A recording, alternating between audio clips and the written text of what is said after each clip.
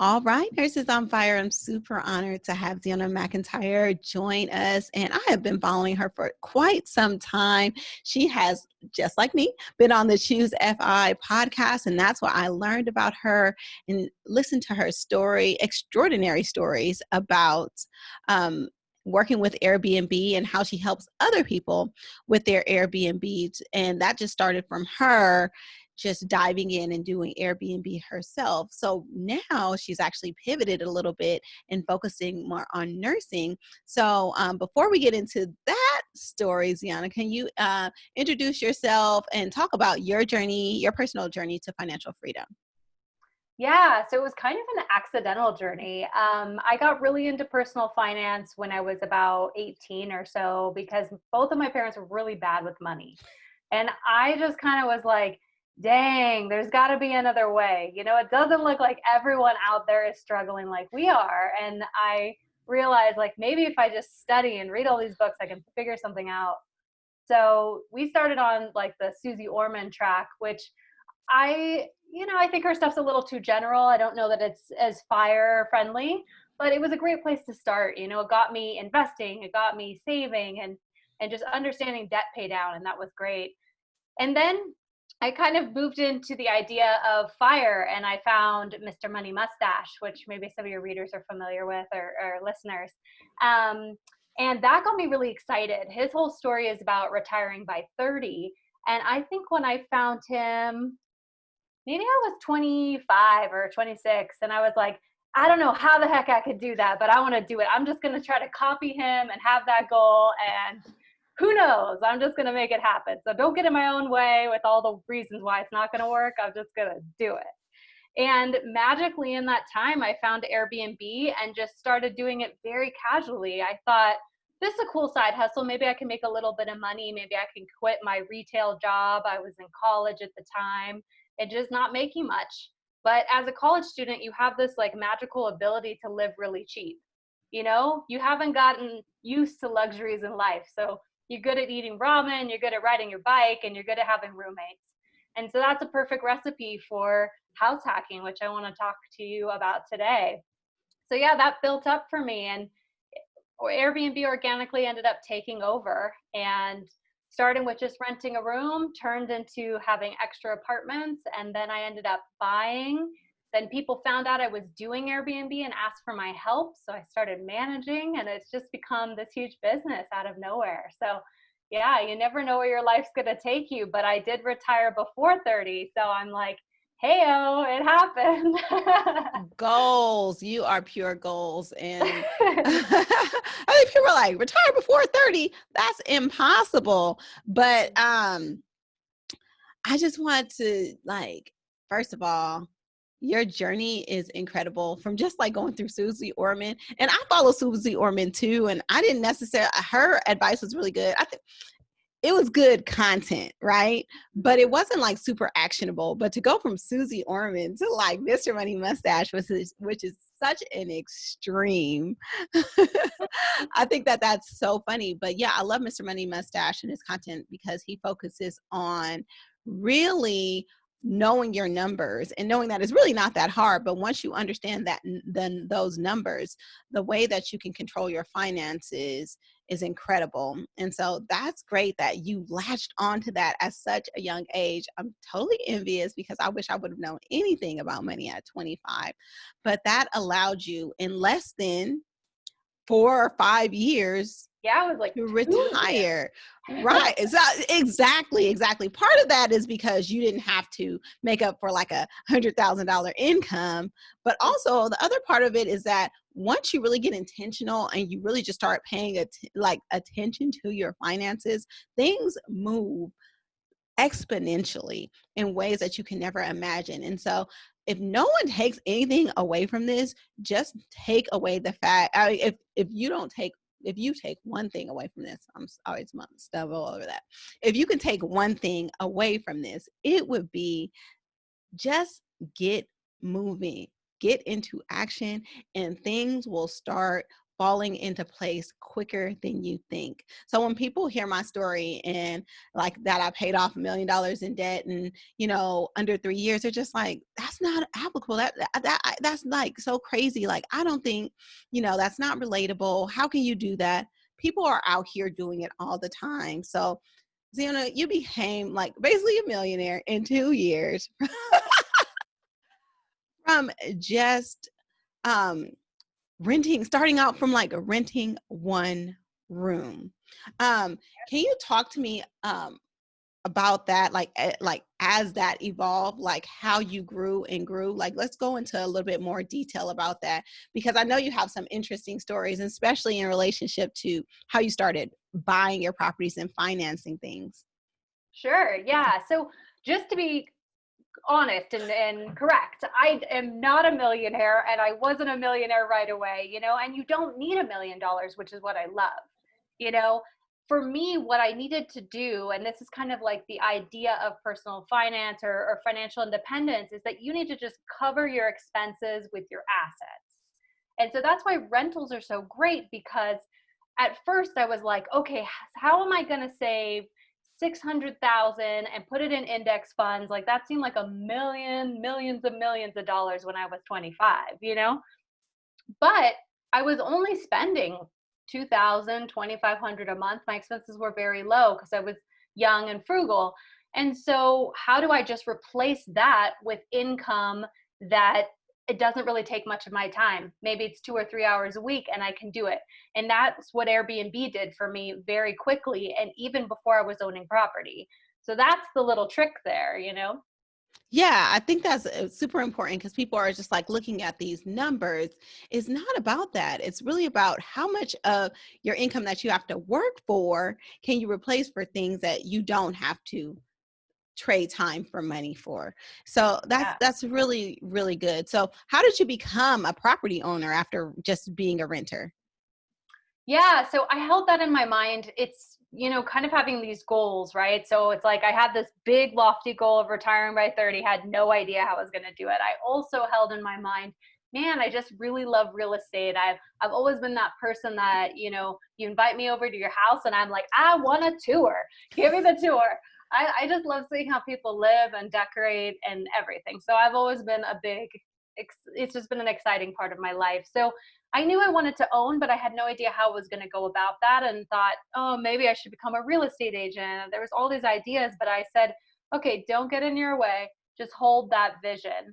And when Airbnb came around for me, it became really easy. I kind of tell people that Airbnb is like training wheels for real estate. So an example of that is maybe about 2 years into me doing Airbnb, I kind of started with just renting rooms, and then I got own my own apartments that I was renting and re-renting.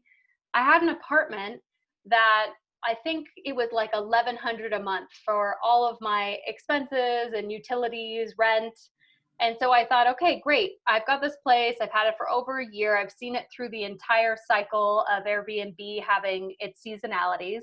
And I saw that in the height of times, I could make maybe close to 4,000 a month. And in the low times, I'm making 1,700 a month. So I was never coming close to that 1,100. I was like totally in the clear. Then when I went to go buy a place, it was the same kind of layout: one bedroom, one bath, 5 minutes away from the place I was already renting. But buying it made it a little cheaper. And so it was about 950 or something like that a month with the mortgage and payment. And so I thought, well, I've already been doing 1,100. 950 is nothing, like I know I can clear that. And so it's kind of that idea of like, let me try out this concept and see if it's working, and then I can really apply those numbers to something that I'm going to own.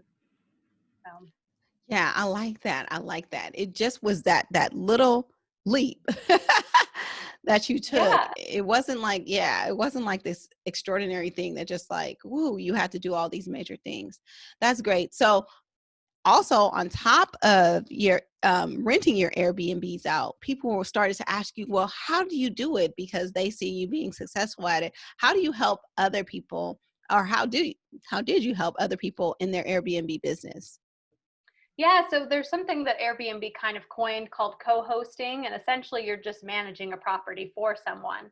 So it's kind of the best of both worlds because someone gives you a property, it's already furnished, and they say, we're going to cover the mortgage, utilities, you just take a percentage off the top. So, I would list it and get it ready, and then I would make 20 or 25% off of every booking, but I put no money into it. This is a property that was just handed to me. And so even if they have a really bad month and they didn't make that much money, I made money because I make a money on every booking. So it was really a win-win situation. And I think co-hosting is definitely still very valid and it's very needed. So it's a great way to get into it.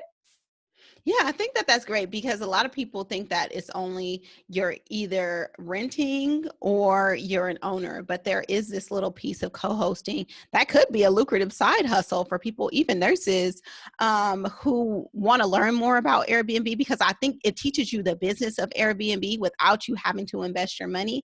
And so to me, that's like an easy stepping stone to get into having an Airbnb if that's something that you want to do in the future.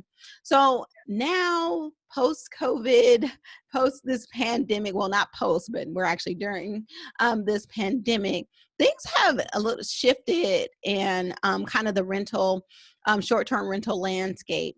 Can you tell me how you've been able to kind of pivot and how that is affecting nurses? Yeah. So everything's kind of turned to longer term. The average of Airbnb stays in the past were really like 3 or 4 nights. That's kind of what I saw on my end. And I manage about 20, 25 properties. So I've got good data and I've been doing it a long time. But really, overnight, it really turned into people were isolating for 2 weeks after a trip, or they wanted something month to month because they didn't know where they were going. Or the market that I've been seeing a lot of success with is travel nurses, which you've probably talked a bit about, and people that already do nursing might be familiar with a lot of people that do, travel nursing or travel doctors. And so obviously nurses are really needed right now, being in like a medical pandemic. And so yeah, I found that it's really convenient that they have these, 3 month contracts that sometimes extend to 6 months, and they're paying still a little bit more than market rate, maybe a little less than Airbnb, but you also have a lot less expenses because you're not getting cleanings every week and all this stuff. You get a tenant in there, once they're situated, they really don't ask you a lot of questions and it just kind of coasts. Plus, they're at work all day, so they're a really ideal tenant.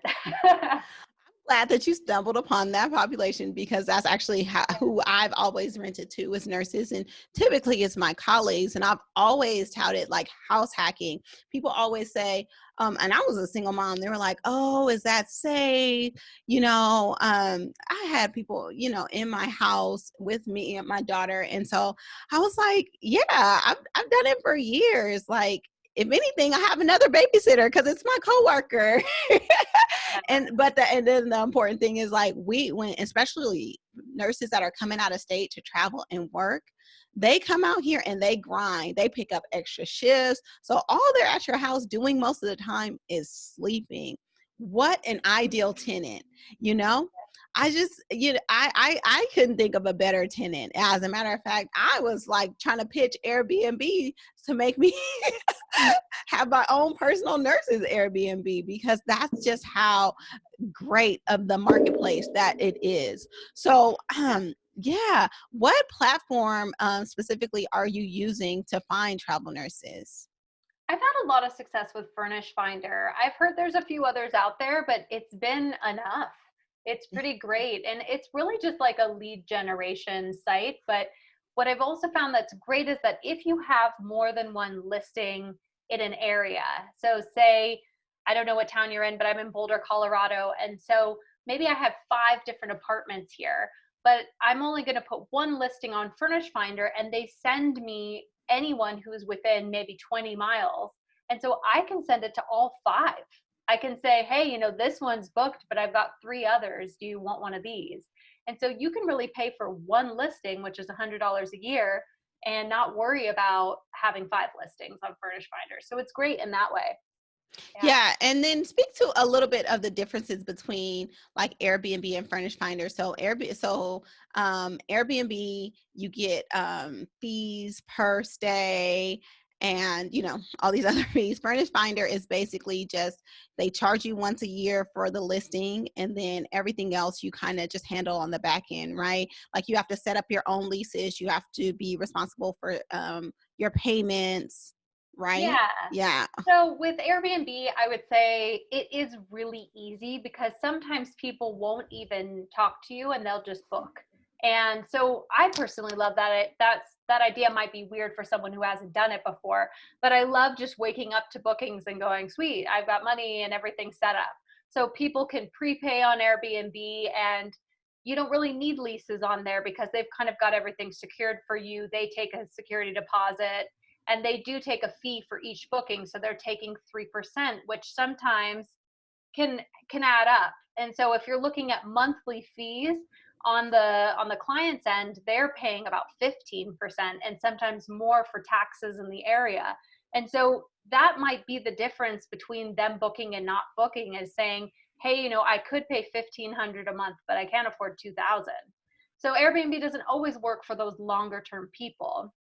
On Furnish Finder's end, they're just making their money for having a listing once a year. So you pay your flat fee with them, and all they're doing is sending you leads. And it's up to you after that to do stuff with it. And so you have to have a little more know how. You have to find a lease, which generally you can find one that's just, general for your state, which is fine. And then, you've got to do a little back and forth with the client to make sure that they can cover the security deposit and how are they going to send you the money. So there's a little more work involved, but once you do that, you've got them for 3 months. So it's not too bad. Can you talk about other systems that you used with Furnish Finders that kind of streamline things for you? Like, do you use like a rent payment portal, or a background check um, site, or anything like that that helps you? Yeah. So one of the partners with Furnish Finder is Cozy, and they have a really cool setup. I feel like they make it really easy. They've got it set up where they can people can apply through Cozy to do a background check, and so you can choose if you want one that's really comprehensive, like background, eviction, and criminal. And credit, or you can do a more simple one. And then from there, they'll keep the lease in the client's folder, and they don't provide leases for you, so it's not perfect, but it's got a lot of things, and they can hook up their bank account and then do auto payments, so you don't have to chase them for money, which I really love. So Cozy makes it really simple, and that's actually free for landlords. So I definitely think that that's a great thing to use. Mm, Oh, you know what? And I also noticed that Furnish Finders now is providing state-specific leases, so you don't even have to yeah, go look for leases. So yeah, that's great. So this is a very trying time for nurses right now. yeah, A lot of nurses who you couldn't tell me for the life of me like that a nursing income would be unstable. And for the first time, I'm seeing nurses not working, or if they're working, they're hesitant about working because they're on the front lines and they're scared of infecting themselves and their family. And so they're really questioning like their main income source, which they've always felt is reliable. Let's talk about the benefits of house hacking, because this is just something that I have always touted, but especially in times like this, like how house hacking is like a super important revenue, that is super important way to generate extra revenue. yeah. So I think what's really cool about house hacking is you could do it in different ways. So if you're the type of person that says like, hey, I don't want to live with that many people, you can buy like a up to 4 unit building, and it still can qualify for kind of an owner occupied loan, which gives you the lowest interest rate and the lowest amount down required. So if you buy something that's bigger than that, or if you buy something that you're not intending to live in, you're pretty much stuck with the 20% down payment. And that's a big difference between being owner occupied and being able to pay as little as 3.5% down. And so, to give some examples of that, because I took some little notes here to make it easy for people to understand. Kind of where we live, it's about like 350,000 for a house, you know, and it 20% down for that is like $70,000. Like that's pretty intense. But if you're doing only 3.5%, it's like just over $12,000. So that's something that a lot of people can save up for in maybe just a few months, maybe half a year. And once you're doing something like a house hack, kind of the general idea is that you try to live for free. And so if you can have something where, you know, it's 4 individual units, they're all paying a little bit more, so that covers your mortgage. And you can also do it where it's a 4-bedroom house. And if you're okay with living with other nurses, then you can rent out the rooms. And what's great about having nurses that are traveling is maybe in your area, you could only rent an unfurnished room for maybe 6 or 700. But to a travel nurse that needs a short-term stay and a furnished room, they might pay $1,000 a month, you know, something like that. And so all of a sudden, yeah, you can be living for free and covering any kind of expenses for the house, maintenance and utilities. So if you're living for free, that takes a huge chunk out of how much you need to make every month. Yes, yes. Yeah. That is awesome. That's awesome. So much value, so much good information. How can nurses connect with you to work with you on the services that you offer? And what services do you offer? Yeah. So basically, I just have my blog. So I do a lot of teaching through my blog, and podcasts are on there that I've been on. But yeah, so I mostly teach about Airbnb at this point, but I think I'm going to be starting to branch out into more things and talking to people about using nurses. I'm really enjoying this. And so I would love to help more nurses. But yes, I do one-on-one coaching. I do financial coaching. And so my website is just my name, ZeonaMcIntyre.com. You might have to put that in the show notes because of some Yes. creative spelling. Yes, yes, yes. So yes, make sure you guys reach out to Zeona because she has some excellent resources. Like I said, I've been following you for a long time and you have a lot of valuable information on just getting started. And yeah, kudos to you on pivoting really fast. Can you talk about a little bit before we go about how your finances have changed since the coronavirus virus? Yeah. So Yeah. because I do management for other people, I sort of just said, hey, you know, I'm managing my own properties. What's a few more properties? I've already got all the systems set up. I'm just going to do that. And so I retired for maybe 2 years, but after that, I kind of like went back into having this business and serving people. And so my income had always been covered by the houses I own. So I own 7 homes now, and I make on on the first 6, because I just bought the 7th one maybe a month ago. On the first 6, I make 40,000 a year in profit, and I can live off of that because I live pretty simple and I share expenses with my boyfriend. And so that's my kind of idea of being financially independent, is I've got that money coming in no matter what. And so with the other businesses, I made a considerable amount more, and it was great, and I was saving and everything, and it kind of lets me buy more houses, which is great. But now it's kind of peeled back a little bit, and I don't know exactly what I'm making every month. But even just in my bank account, I had been saving to maybe buy something, try something new. And so I've got over 2 years of runway just sitting in my bank account in cash. And that's just if my homes didn't make any money, and they're all rented and covering themselves. So I'm really in a good financial position. And I think that's just kind of because of fire and having that know-how, and also having that skill of saying, hey, when things get bad, I can tune it real down, and I can just cook from home and make it really an affordable life. So having that frugality piece is really important, I think, Are to know you how to use it. Are you afraid at all about losing income because of tenants not paying? Because it seems like this is not a landlord friendly time where they're giving a lot of renters a lot of leeway as far as breaking leases or not paying. Yeah, I haven't had any issues with it yet. So what's great is I still have my Airbnb listings up, and Airbnb, they're paying in advance. So I know I'm getting paid for sure. And then with the nurses, they're on a short-term contract. I have worked with a few people and then they said, hey, actually my contract got canceled, and then they never actually came. That's no big deal. But once they're in the home, they know they have a contract and they kind of keep up to date with you. So generally, they're not going to lose their position or run out of money within those 3 months because they're working. So I haven't had any issues, but I think, yeah, it's definitely something to kind of tread lightly. If you're going to be renting to just regular people off of Craigslist or something, you might want to do a little more deep dive on, hey, do you really have a job? And call their employer and make sure that it feels like something steady.